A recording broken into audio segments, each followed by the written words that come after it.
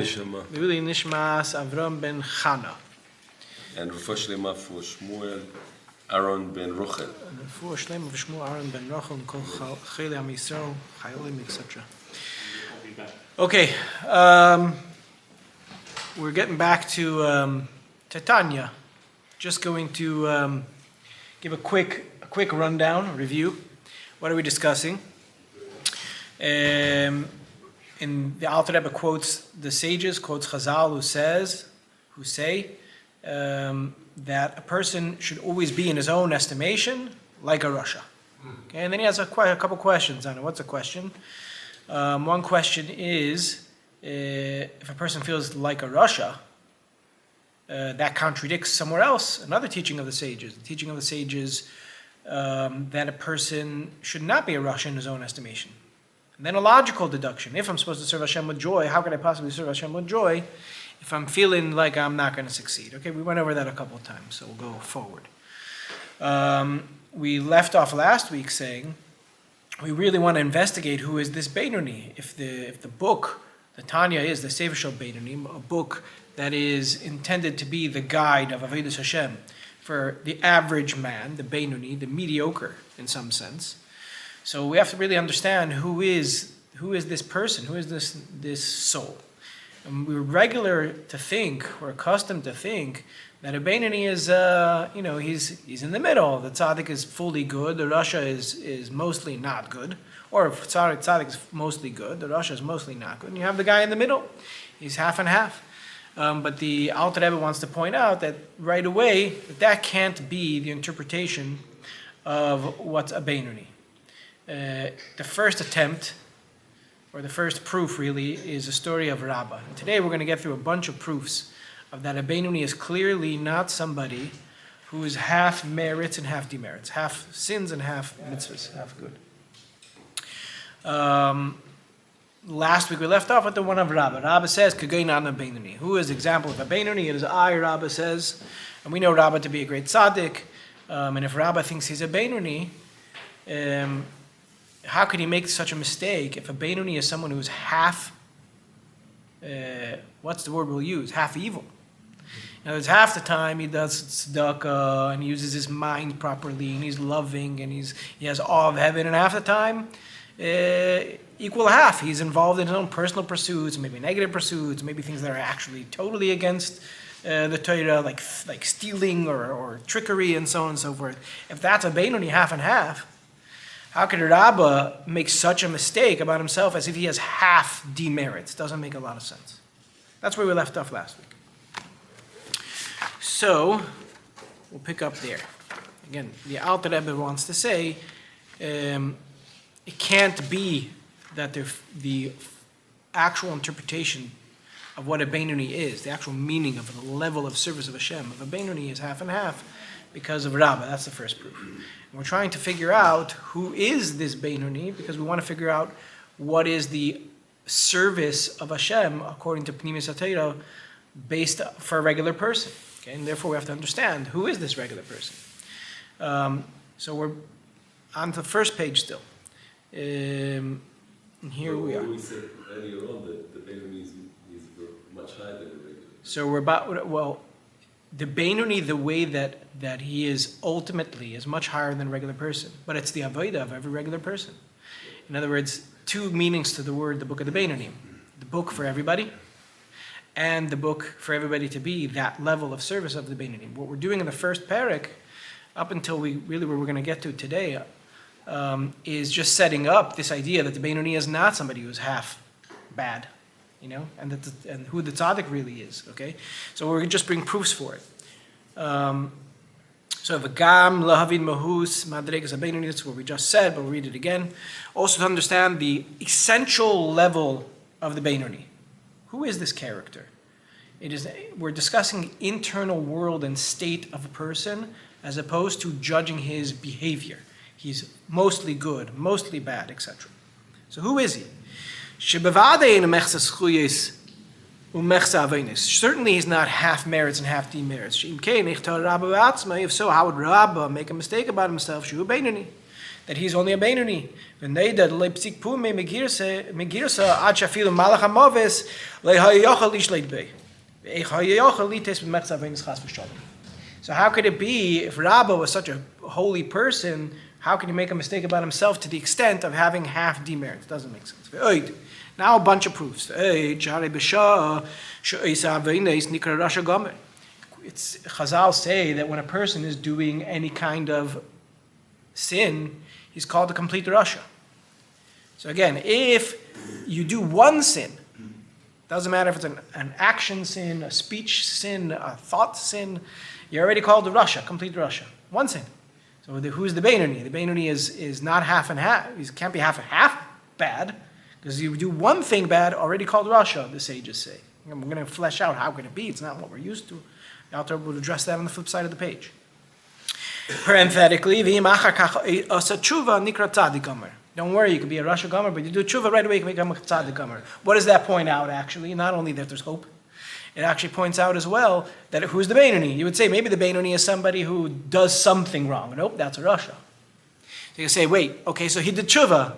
So he's not a tzaddik because he has a bad past, but he did tshuva. No, that's a tzaddik. Once he's rectified the past through his current spiritual undertaking, rectified the past, he's a tzaddik. He can be a tzaddik. It doesn't have to be... So who is this Beinoni? Further, you might say, okay, I get it. What Chazal say that when a person does a sin, he's called a Rasha, that's a severe sin. He's a murderer, or let's say even he steals. Not as bad as a murder, but it's an Issa Deraisa. Or Lashon Hara, Issa Deraisa. Okay, Issa Deraisa at least, a Torah prohibition now to make him a Rasha. V'afilu ha'ivir ha'lister kal, shadivrei seifrim mikrei Rasha. Kedisa b'perek beis di avamis, b'perek kama denida. However, we have two places at least in Shas, where the Alter Rebbe quotes, where a person who does a light sin from the Rabbanan even, from the sages, is called a Rasha. So he's already in the category of Rasha. I'll just give you an example of one, which I'll bring back again in a few chapters from now.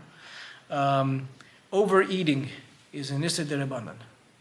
There's a level of overeating that's Issa D'Oraisa, actually. If a person's like totally full and he fills in more, that could be D'Oraisa level. But overeating, Chazal say you're supposed to eat to a certain type of level, and not more than that. Overeating, you're not allowed to eat gluttonously. Gluttonously is already Issa D'Rabbanan. I'll just leave it at that. So that's already he's a Rasha, such a person.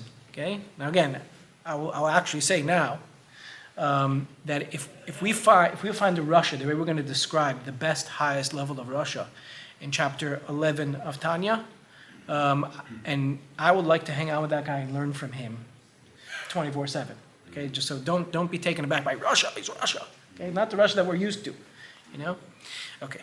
But even one light sin of Divrei Seifrim, of D'Rabbanan, from the rabbis, is already called a Rasha. So who's the Beinoni?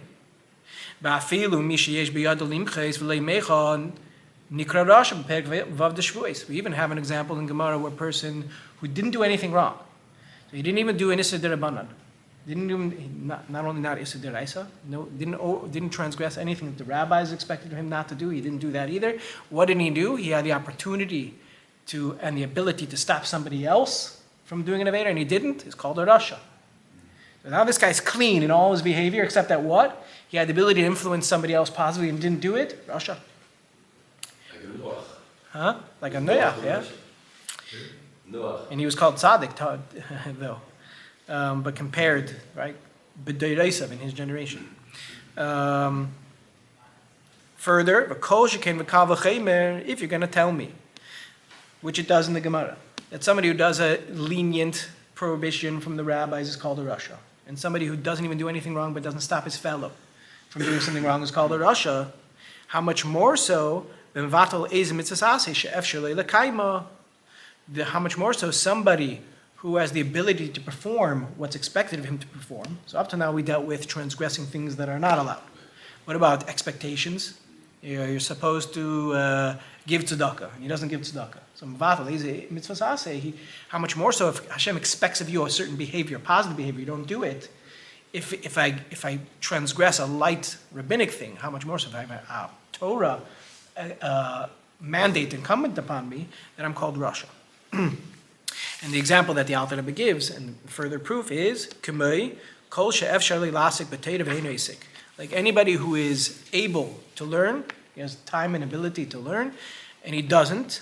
Sha'alav darshu razal, that upon him the sages have expounded ki dvar Hashem baza v'geimer hakaris tikaris v'geimer.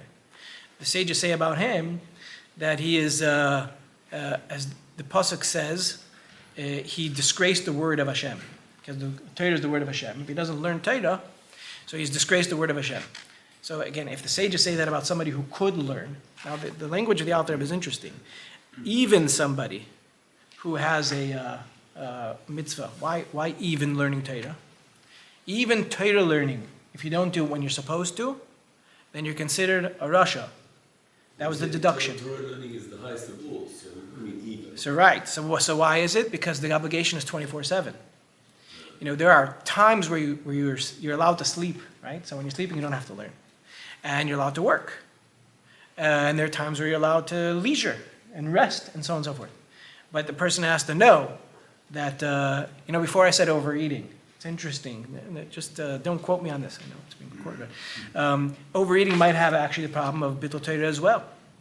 In other words, if you're telling me that overeating is not allowed, so I wasted that moment, I could have done something better with my time. Now, I could have relaxed, could have done anything else, but at the very least, I wasted that moment from doing something positive that's incumbent upon me in that moment.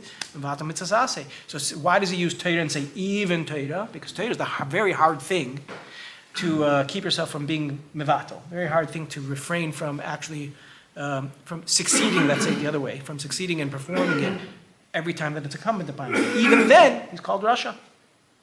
So again, who is this Beinoni? And now at least we understand the Rabbah, says the Alter Rebbe. V'im kein, so pshita demikei rasha tfei me'ever yisid rabbanan. V'im kein al korcha beinoni ein be'afilu oven bittul Torah.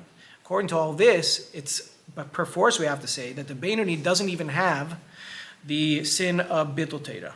Mishum hachi tar Rabbah be'atzmei le'ma shu Beinoni. And therefore Rabbah made the mistake about himself to think that he's a Beinoni. In other words, this question will come up again in chapter 13 when we get to really the inner world and the inner workings of the neshama of a Beinoni and so on, or the state of mind of a Beinoni.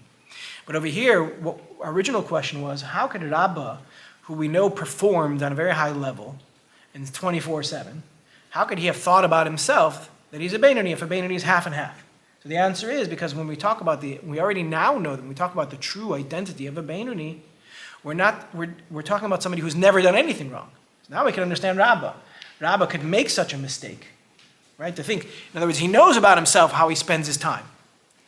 And yet... I mean, we can take it further. We know that human nature is, Chazal say, nobody is exempt from doing anything wrong. So every... No, ein tzadik ba'aretz asher ya'aseh tov v'leyachto. That's what the Chazal say. It's a pasuk actually. It says there's no tzaddik on earth that does only good and doesn't sin. Right. So the way that the word chet is before I actually define the word, translate the word. What does it actually mean? I'll say the word chet is relative. Okay, meaning like this: that you can have somebody who if I sit here all day, I will do nothing wrong. I won't do everything that's incumbent upon me to do. I have actually obligations in my life that I might shirk them, for sure the ones that I have to do in terms of putting on tefillin and so on and so forth. But I won't have done actively anything wrong. So what is sin now? It's not just performance of something negative, it's shirking responsibility of something positive. You might have somebody who only gets up and puts on tefillin and gives it stuck and goes back to sit and make sure he does nothing wrong and he's done everything positive all the time. He could still do better. You might have somebody who's active and every word he says is kind and so on and so forth. Even he could still do better. He can concentrate a little better and so on and so forth. So the idea of imperfection of humanity, the word chet means veering by a drop even. There's a pasuk in Shmuel which talks about missing by a hair's breadth, and he used the word chet. So what's a sin for a tzaddik is not judged the way that we normally think of sin. Yes, nobody is perfect, but they still are out of the category of having... Imperfection is relative. Perfection in that sense is relative. If you relate it to the comparison to the ultimate, to the infinite, one blessed be He, nobody comes anywhere near perfect. He can always improve. So he could be on his own level in a state of sin, even though it's not sin in that sense. And we will get back into those things, especially when we talk about who is a tzaddik in essence, which we'll touch upon momentarily, but really belongs to chapter 10. Okay. So now that we've established that the Benoni has never sinned, okay, or does never sin at least, never does anything Torah prohibited, never does anything rabbinically prohibited, never refrains from what's incumbent upon him, not even Bitul Torah. So, we're stuck with the normative thing that we all know, that we mentioned even in the first shir that we had together on Tanya, is here. For example, the tzaddik just walked in. You know, from what I know about this tzaddik, he's a big tzaddik, right? So that's the way we're used to talking about people. You know, and when somebody comes into a place and he makes a ruckus and he punches and so on and so forth, he's a Russia. You know, but we're used to saying that. And in fact, that's found in Torah. Even in the Rambam talks about a tzaddik, a Rasha, and a Benoni. A tzaddik is mostly good. And the Rasha is mostly, if you put his merits and demerits on a scale, and he talks about how to that we don't really know how to weigh them. Some sins, we don't know the weight of each sin in each mitzvah. Okay? But if you put them on a scale, the tzaddik's on the good side, and the Benoni is on the bad, the Rasha on the bad side, and the Benoni is bid'yuk in the middle, perfectly balanced of good and bad. That is something that's said in Torah, and that we say tzaddik just came. So what's up with that? If we're just saying, wait a minute, we just established that a Benoni cannot sin. He doesn't sin. Not thought, speech, action, not Torah, not rabbinic, not etc. as we said. So v'hadam ridin ba'alma the mechta mikre Benoni v'reiv schuyos mikre tzaddik. This that we say, we're used to saying that somebody who's half merits and half demerits. And somebody who's most merits, is called, half and half is called a Benoni, and most merits is called a tzaddik, who shema mushal, the Inyan sachar ve'inish. This is a borrowed phrase of the word tzaddik. It's like, what's that called? Not analogy, metaphor. Like the heart of stone. The person has a heart of stone. You don't mean that he has a heart just like everybody else in terms of physical heart. But there's something about the person that is analogous to stone, which is cold and hard-hearted. You know, it's a heart of stone. When you use the word tzaddik, shem hamu, that's what shem hamushal means, a borrowed term. There's the actual meaning of stone, and you borrow it to describe somebody's heart because there's some sort of similarity. So there's the actual meaning of tzaddik, and you borrow it in the case of what he calls here sachar v'inish, reward and punishment. When a person is judged, so there's actually a pasuk that says v'hitztiku es tzaddik. When two people come to a court case in front of the Beis Din, so they have to make the righteous one righteous and make the evil one evil. That's what it says. Now, it doesn't mean to say when it says hitztiku es tzaddik, even the pasuk, which is in Torah, written Torah, it's not trying to say that the person who wins the judgment is a tzaddik. He's the essence idea of what a tzaddik is. It could be the person is actually a horrible person.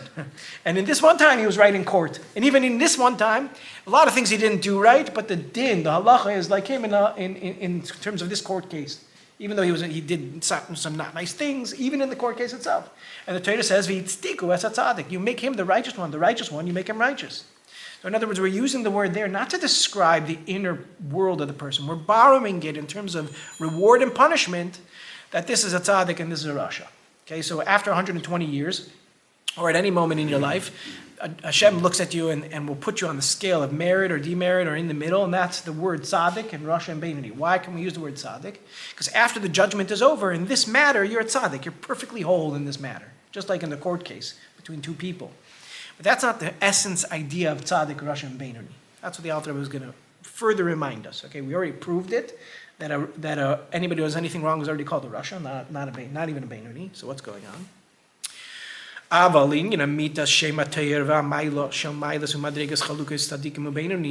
you want to talk about the actual descriptive term of the state and stature and level of a distinction between tzaddikim and beinonim, Razal, the sages have said, tzaddikim metzotei sheitan, shenemar v'libi chala b'kirbi, she'ein lo yetzahara ki harge b'tainis.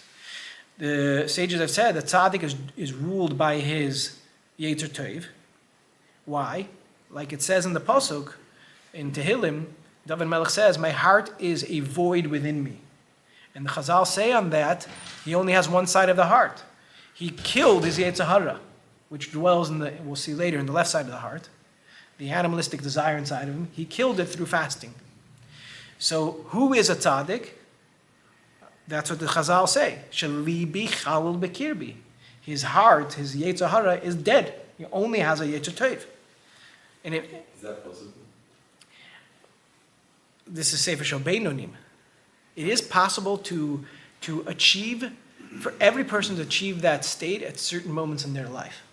But to achieve that state entirely and truthfully, we'll see in chapter 14. That's going to be years from now based on this pace. But Aval kol mi shelei yagi lemadrega zu, or we could ask after, I'll tell you as well. But anybody who doesn't reach this level, that has no yetzer hara, even though his merits are outweigh his demerits, he's not at all on the level of tzaddik.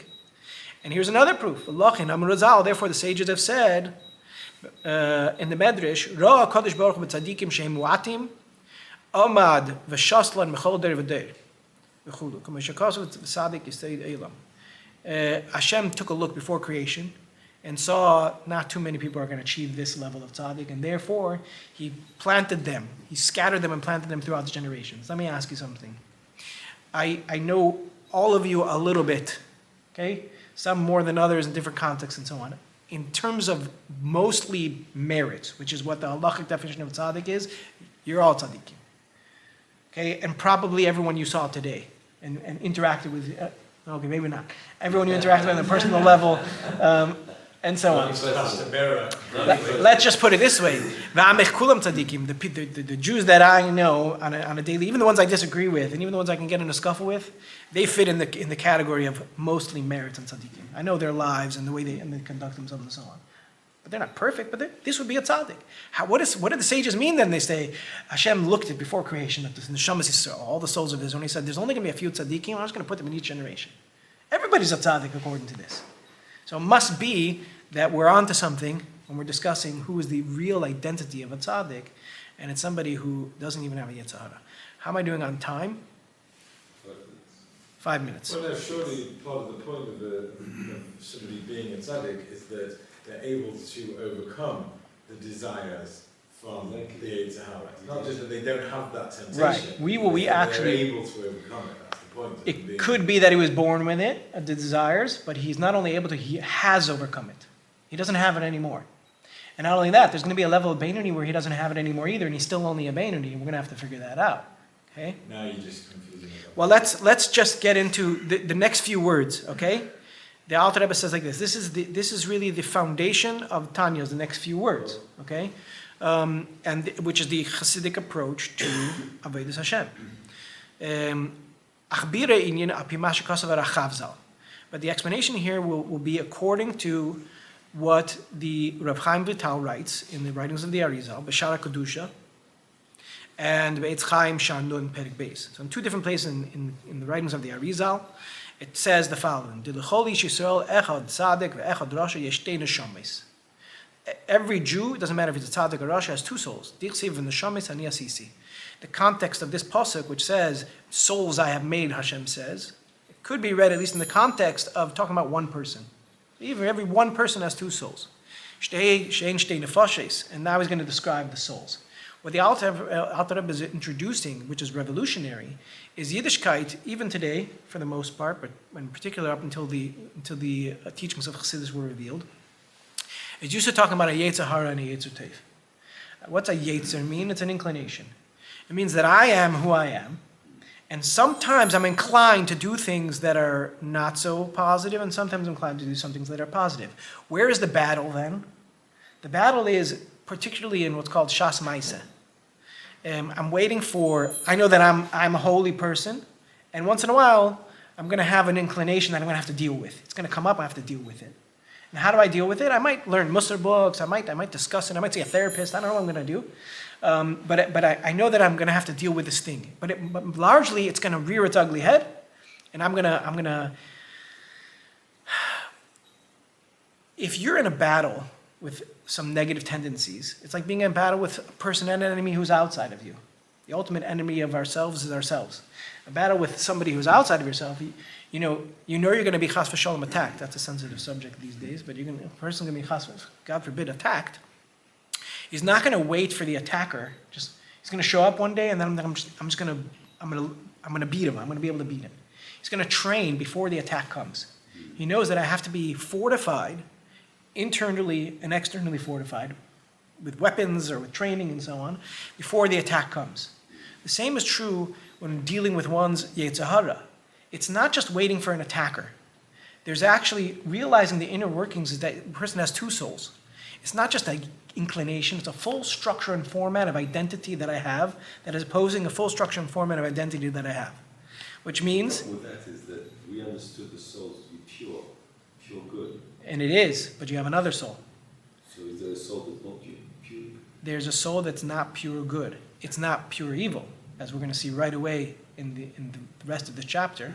And in fact, what the author wants to do is lay out for the next, for the rest of chapter 1, 2, 3, 4, 5, 6, and 7, and even 8, and also 9, the structure of the two souls, okay, and then how they interact with each other. This is revolutionary. Why is it revolutionary? Yes, and what's the idea again? And it's based on Kabbalah, but it's revolutionary in terms of introducing it as a system on how to actually serve Hashem and deal with our inner worlds and transform ourselves to whatever degree possible. Our inner world, not just our behavior, our state of mind.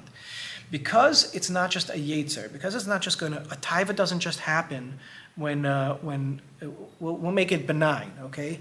A person is supposed to eat for the sake of heaven alone, for strength to serve Hashem. Okay, but now I already ate and the cake comes out. You know, that looks good. You know, so I might not eat it because of health reasons. Still has nothing to do with Hashem. That's not called L'Shem Shemaim. L'Shem Shemaim is I'll really have a piece just to have to say a bracha and no other reason. For that, by the way, you just need a little piece. You don't need to eat a whole cake, right? Sometimes you have a piece. Oh, I have another piece. You get lost, because you think the yetzer is just is when it comes, I'll decide. I'm into it. I'm not into it. But a person has to realize he has a whole structure and format of something inside of himself that's all about cake. It's all about his taivas. It's all about whatever our own animals are. Could be my animal is into leisure this way and yours into leisure that way. It could be that my animal, by the way, not that leisure in essence is bad. Leisure, of course, is not bad in essence. Leisure is the animal soul. The animal soul has intellect, emotion, and thought, speech, and action. Not just behavior. It's not just all of a sudden he shows up when the cake shows up. He's literally living with me all the time, wanting cake. And he's different from the Yetzer Hara? He is the essence of the Yetzer Hara. The Yetzer Hara is like the right arm of the animal soul, what's called the animal soul. That's the introduction, a godly soul and an animal soul. The inclination that I have towards animalistic things is only like the pull of something much deeper that's going inside of myself. That there's something in me that's essentially all about taiva, all about cake, all about anything other than Hashem. The ultimate goal and is to transform that desire that belongs to the animalistic side of myself will be only for Hashem as well. But that's first I have to understand that there's the training that goes in to defeat the Yetzer Hara when it shows up. In other words, when the cake shows up, or whatever example you want to give, when the desire shows up for whether it's a permitted thing or a prohibited thing. When that shows up, the training that has to go is explaining to the animal soul first. In fact, the author has two approaches. You stay with one. Explaining to the animal soul first that the true desire and goodness in the world is only godliness. He can get that. If you can explain intellectually and humanly what's true good, then that's what he'll want. Just like a child. A child wants cake because it tastes good. An adult wants cake because it tastes good, but eventually he thinks it's not worth it. It's better to be healthy. I don't want to eat cake all the time and cookies, and I'm going to get sick, and I don't feel well, and I get heavy, and I can't make it up the stairs. So he just has a different measure of what's good. Okay, but he even stops desiring cake. So if I can explain to the animal soul that the true desire is godliness, and that's the truest enjoyment, the truest pleasure, I can get him to move farther and farther away from even desiring cake, let alone eating it. I've made a whole class about cake, but Yeah, what about cookies? Cookies. Usually I say pizza. I say pizza, but the point is, obviously, it goes for anything. I just trying to make it more benign. It goes for a person who's a crook. You know, a person, there's obviously mental disorders and traumas in people's psyche and so on. We're not dealing with that. I mean, even in every healthy person, you have some inclination in yourself that's very, very deep-rooted, almost essential. It's borderline essential, that draws you away from the holiness. How does the evil soul, the animalistic soul, fit in the story of creation of man? Like before the sin? It wasn't there. It wasn't there. He was Yitzir Kapav Shel Kadosh Baruch Hu. He was handmade, made in heaven, and he was the highest human in human form in history, perhaps till Moshe Rabbeinu, okay, or at least we'll talk about Moshe and him. And the question on him really is how did he end up falling? How is that even possible, right? And it's discussed in books, but he didn't have after the sin. Then what attached itself to him was klippa. Klippa means, which we'll discuss also in chapter, right away actually, we mentioned, but klippa means a shell and a covering. What is a covering? On some level it's protecting a shell or a peel, but on another level it's hiding. So if you never met a banana, you might just not eat it and walk by it. You won't think to open it, until you see the monkey push it open or something, right? You don't know that there's goodness and sweetness and sustenance inside. So the klipa covers up on the goodness and sweetness and sustenance called the godly soul that's inside of ourselves, and it gets caked up. The more we abuse it, the more it gets covered. That only existed after the Chet Etzadas, after the sin of the tree.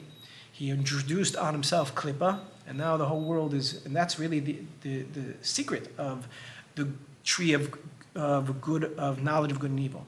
That there's actually now a choice. There's actually now all of a sudden an interplay between good and evil, and choose good. And so the animal soul only came in after the sin. Yep. When you say two souls, you mean two nefesh bahamim? Wait, I have to actually tweak that. The animal soul also is synonymous with the vitalizing soul.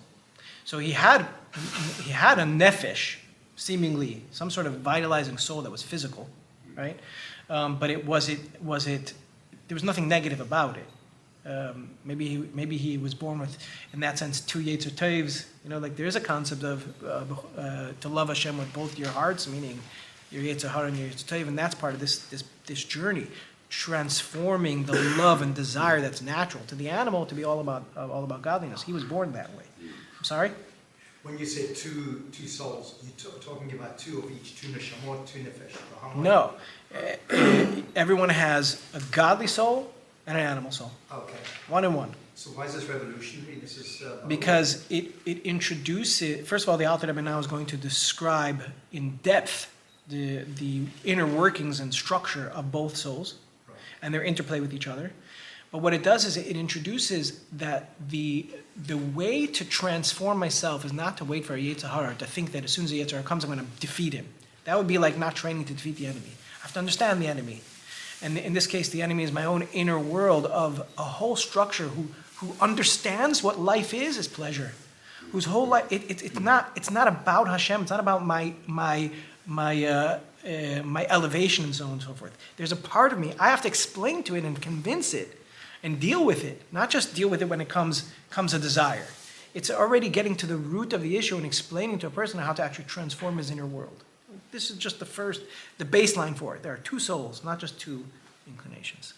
I think I've well overdone my time here. I apologize to whoever's waiting.